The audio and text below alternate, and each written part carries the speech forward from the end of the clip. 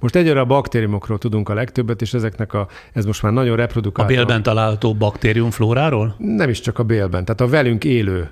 Tehát ez az ornyálkahártyától kezdve az agyban is élnek baktériumok. Tehát úgy tűnik, hogy nincsenek steril szerveink sehol. Mit jelent a bél-baktériumflóra egyensúlya? Mikor áll fenn ez a helyzet? Talán az a jobb fogalmazás, hogy nem egyensúlyban lévő, hanem egészséges. És az egészséges, azt nagyon jól meg tudjuk fogalmazni, mert az divers, az nagyon sokrétű. Tehát, hogy erre egy szemléletes ökológiai példát mondjak, ma a Földön élő szárnyasoknak 70%-a az olyan baromfi, amit táplálkozási céllal termesztenek. Tehát ez egy brutális diverzitás csökkenés.